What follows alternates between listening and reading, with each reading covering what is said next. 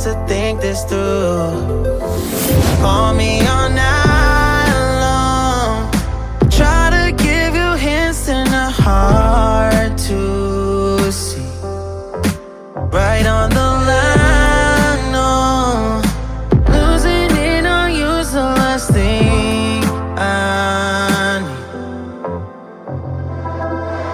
If I'm honest, I'll just make you cry, and I don't wanna fight with you. I would rather lie to you. I promise now's not the right time. Yeah, I don't wanna fight with you. I would rather lie to you. Look away so you won't see, 'cause the pain is in my eyes.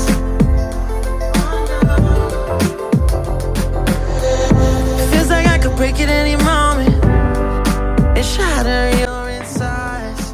Dok, If ini you dok, feel my mind, apa sih yang call me all night long. Try to give you hints and a hard to see. beberapa akan itu di ODGJ Right on the line, no, ekonomi. losing it on you's the last thing I ODGJ itu kan orang dengan gangguan jiwa. Orang dengan gangguan jiwa di sini penyebabnya itu banyak, multifaktorial. Ada yang memang faktor penyebabnya diketahui, ada juga yang memang kita mungkin belum tergali apa sih penyebabnya yang menjadi masalah. Karena setiap orang itu memiliki mungkin ambang stresor yang berbeda-beda. Kan kalau selagi ada kehidupan pasti di sana ada permasalahan. Seberapa besar orang dapat beradaptasi atau menyelesaikan permasalahan. Nah, di saat permasalahan ini tidak dapat diselesaikan, selanjutnya tadi dalam kondisi mental yang kurang baik, nah ini pengaruhnya ke kesehatan jiwanya tidak your insides. If you feel my mind, call me all night long. Try to give you hints and a hard to see. Right on the line, no, losing it on you's the last thing I need.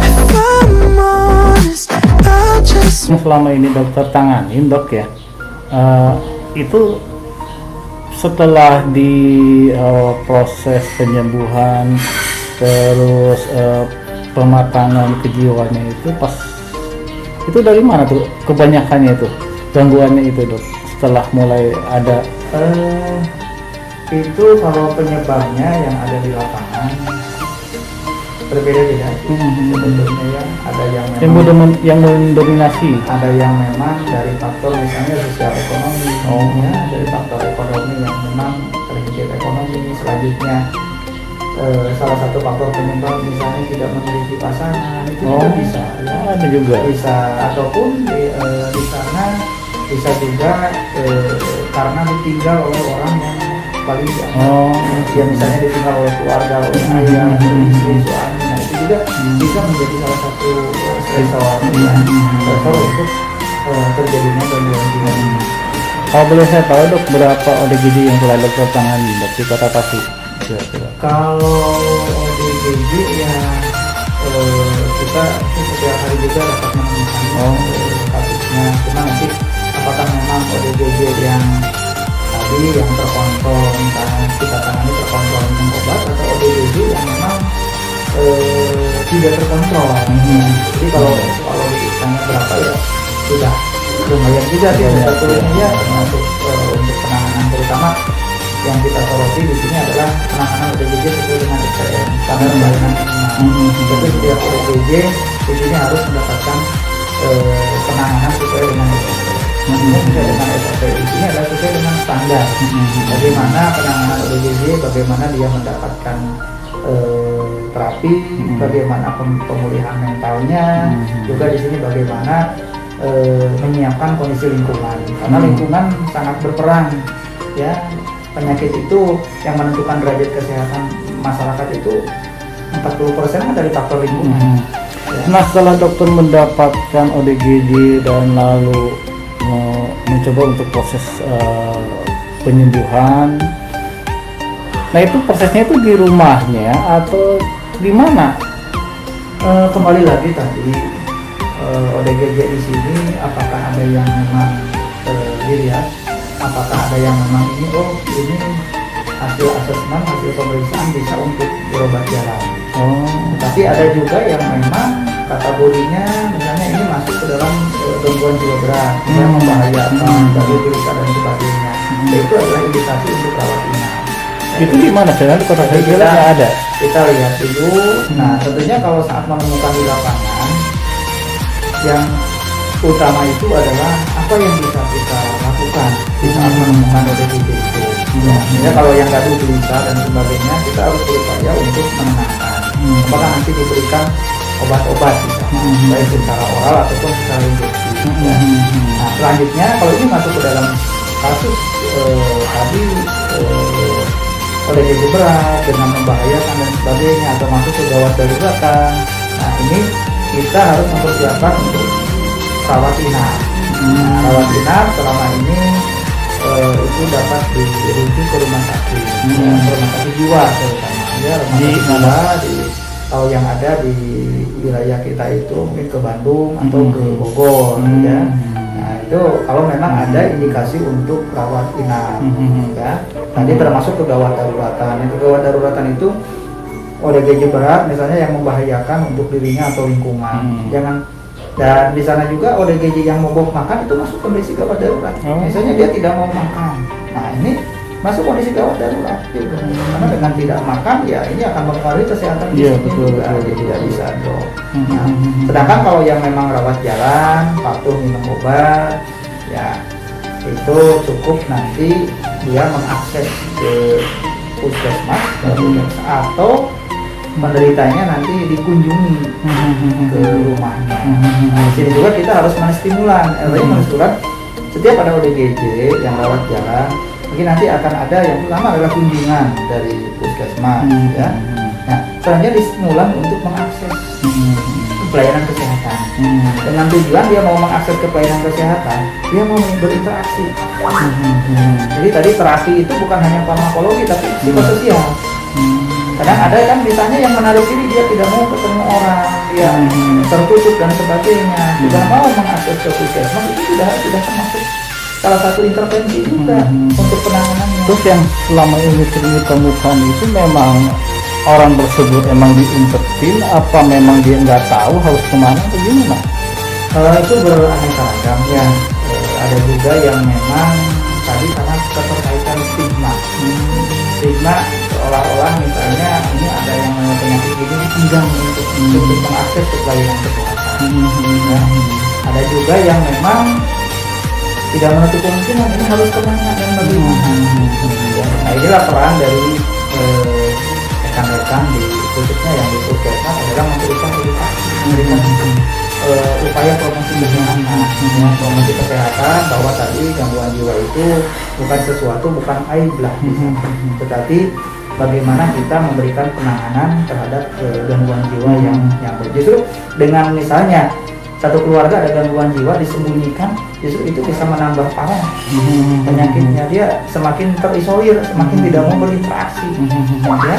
Jadi sebaiknya ya tetap diberikan, dia harus berinteraksi. Bagaimana hanya tadi yang dikatakan bahwa yang mengalami gangguan jiwa berobat terkontrol, dia dilatih untuk mengakses ke puskesmas dengan tujuan dia mau berinteraksi. Dengan menunggu saja kan antri itu adalah salah satu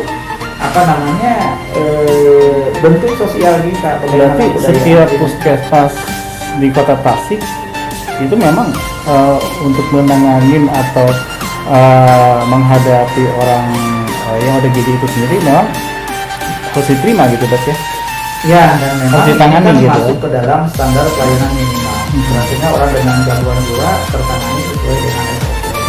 Ya, dan ini juga dukungan dari pemerintah daerah, ya, mulai dari wali kota, selanjutnya kepala dinas, ini cukup konsen untuk menangani kasus-kasus ini. Dan rekan-rekan di lapangan juga puskesmas di Kota Tasik, sepengetahuan saya itu konsen untuk menangani kasus-kasus ini selain menghadapi kasus-kasus yang lain. Seperti halnya sekarang pandemi bukan berarti penanganan ODGJ terhenti, tetapi tetap berjalan, cuma dengan protokol kesehatan. Terus tadi dokter mengatakan bahwa ODGJ ini itu ada irisan hukum, itu maksudnya gimana? Begini, jadi masalah ODGJ itu bukan hanya kesehatannya saja, tapi sosial ekonomi. Kesehatannya jelas dia mentalnya terganggu. Iya, betul, Ya. betul. Yang kedua, ini sosial, interaksi dengan lingkungannya. Karena sebelum tadi, apakah memang menarik diri, dia tidak mau ketemu orang, ya. Yang kedua juga hubungan dengan masyarakat sekitar, ya. Tadi berhubungan misalnya dengan hukum.